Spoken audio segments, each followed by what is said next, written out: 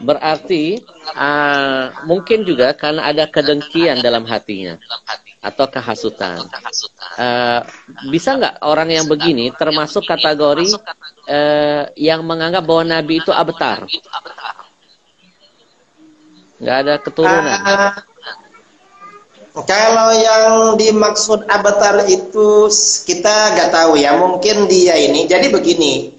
Dalam sejarah peradaban Islam itu ada kelompok yang namanya Nasyibi. Kelompok Nasyibi ini kelompok yang benci Ahlul Bait. Jadi kelompok yang benci Ahlul Bait itu disebut dengan Nasyibi. Mungkin orang ini terpengaruh golongan Nasyibi. Ada kelompok yang berpaham Nasyibi, buat tulisan atau statement lalu dia terpengaruh dan belum belajar. Dan saya kira dia kalau seperti ini dia gak tahu. Saya rasa dia belum tahu penafsiran inna syani'aka huwal abtar. Baik Ustadz, ada yang menarik nih. Ada yang bertanya tentang statement salah seorang ustadz yang menyebutkan katanya kaidah umum nasab keturunan itu dari pihak laki-laki atau ayah, bukan dari wanita atau ibu. 3 putra Nabi Shallallahu Alaihi Wasallam, Qasim, Abdullah, dan Ibrahim diwafatkan Allah ketika balita. Jadi sudah tidak ada lagi keturunan Nabi Shallallahu Alaihi Wasallam. Yang ada sekarang adalah keturunan Hasan dan Husain cucu Nabi, yang nasabnya ke Ali bin Abi Thalib, bukan kepada Rasulullah. Ini statement yang diungkap oleh salah seorang ustadz. Gimana menurut antum? Ustadz _UK_ Sumeru. Jadi berarti ya itu diragukan keustatannya. Berarti belum ustadz. Kalau statement begitu berarti belum makomnya ustadz.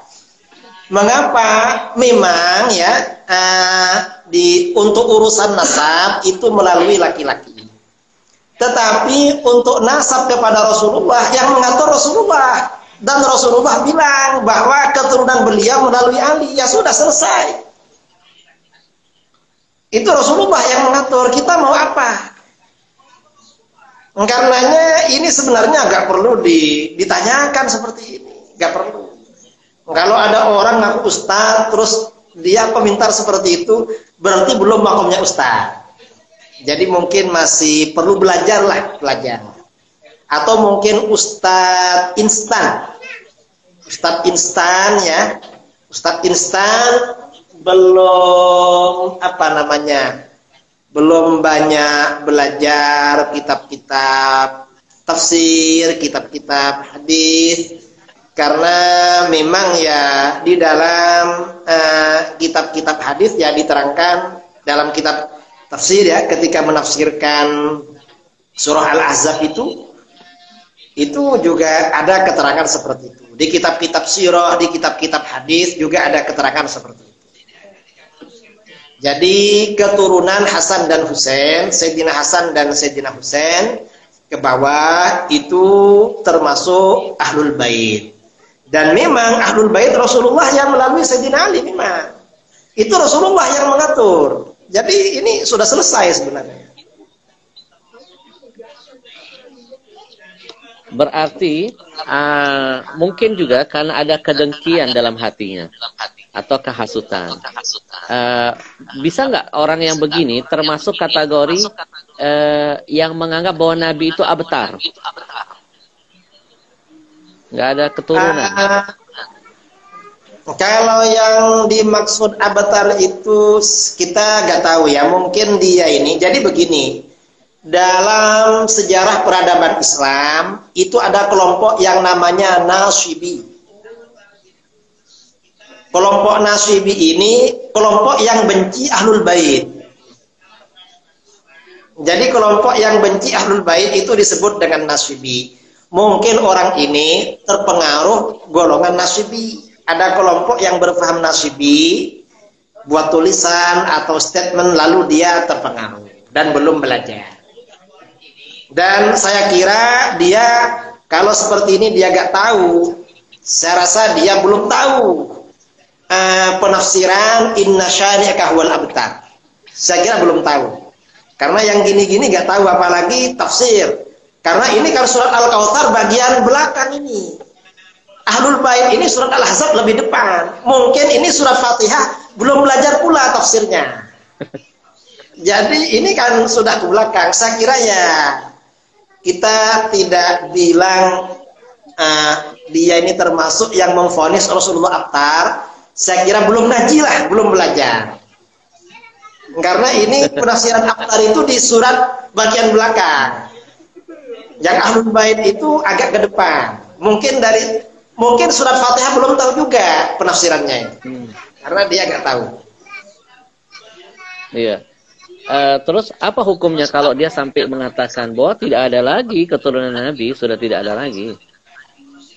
Ya, dia hukumnya haram, dosa besar dia itu. Gak boleh seperti itu, karena dia bukan ahli ilmu tapi berfatwa. Orang yang bukan ahli ilmu lalu berfatwa, itu dosanya lebih besar daripada berzina dan mencuri. Kata Imam Ghazali dalam Ihya Ulumuddin, orang awam itu seandainya berzina atau mencuri itu lebih bagus daripada dia berfatwa. Ya, termasuk ustadz yang statement tadi itu. Jadi dia belum belajar. Kalau seandainya Nabi laukana Rasul bainana, menghadapin orang-orang yang berpikiran picik begini, mungkin sudah turun surah khusus buat dia. Ya, sama seperti surat yang diturunkan buat orang yang menghina Nabi. Allah itu sangat menjaga betul perasaan Nabi SAW. Ya, itu surat Al-Abtar itu orang Quraisy ya, ada orang musyrik dari Quraisy yang bilang begitu. Akhirnya turun surat itu. Ada lagi statementnya yang kurang enak, dengan segala ketidaktahuannya, dia berani menyampaikan begini. Habib atau Habib, dalam kurung itu bahasa Arab. Artinya orang yang dicintai Allah Subhanahu wa Ta'ala dan banyak manusia. Habib itu tunggal, Habaib itu jamak katanya. Bukan berarti keturunan Nabi SAW. Statementnya jelas sekali itu. Ya, ini gak ngerti Habib. Jadi memang apa namanya? Seperti disebutkan oleh Sayyid Muhammad Murtadha Az-Zabidi dalam Tajul Arus min Jawahiril Qamus, istilah Habib ini awal mula kan digunakan untuk keturunannya Sayyid Abdullah Al-Idrus. Jadi golongan Ahlul Bait dari Hadarimah, dari Hadramut. Jadi anak cucu beliau kemudian dipanggil Habib. Habib itu ya Ahlul Bait dari keturunan beliau. Memang di daerah-daerah lain itu tidak dipakai. Kalau di daerah Maroko di Mesir, keturunan Sayyidina Hasan dipanggil Syarif. Kalau dari jalur Sayyidina Husain dipanggil Sayyid. Itu dalam kitab-kitab. Nah, sejak kira-kira abad ke-10 Hijriah di Yaman, untuk keturunan Sayyid Al-Idrus itu dipanggil Habib. Dan ini istilah. Dan istilah Habib itu artinya dicintai. Mengapa dicintai? Ya karena memang para habaib yang dari Yaman dulu itu selain mereka memang ahli ilmu, mereka juga orang yang bersih, orang-orang sufi, orang cinta pada mereka. Akhirnya mereka dipanggil Habib. Dan sampai sekarang anak cucunya juga dipanggil Habib juga. Ini istilah sebenarnya. Coba dibaca di kitab Tajul Arus, itu yang siapa yang pertama kali dipanggil Habib. Ada dijelaskan itu. Kira-kira sejak abad ke-10 Hijriah itu. Dan mungkin Habibana lebih tahu masalah ini. Baik. Jadi dia kan istilah saja Habibana. Iya. Gak ngerti. Betul. Jadi baik. istilah itu jangan dikarang, tapi dipelajari itu bagaimana ceritanya gitu.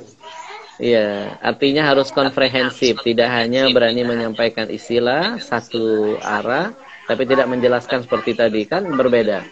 Malaysia Sayyid, Malaysia itu terkenal as-Sayyid.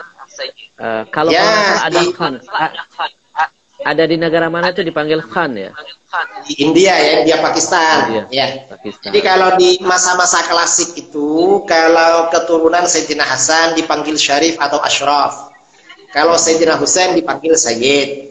Kemudian sejak kira-kira abad ke-10 ada istilah Habib di kalangan Alawiyin, Hadharimah, Hadramaut. Itu perkembangan istilah itu, dan itu biasa dalam peradaban manusia, seperti itu biasa. Jadi gak perlu ditimbulkan persoalan. Kita ini ya perlu tahu lah sejarahnya bagaimana. Lalu dibuat statement ya untuk apa namanya? Untuk menyampaikan ketidaksukaan. Nah itu justru itu tidak bagus itu. Betul. Dari statement bisa disimpulkan ada narasi kedengkian, kehasutan dan kebencian. Betul. Ya, dan ini mungkin pelajaran buat kita untuk selalu menjaga hati. Kalau kita nggak bisa mencintai, jangan kita membenci.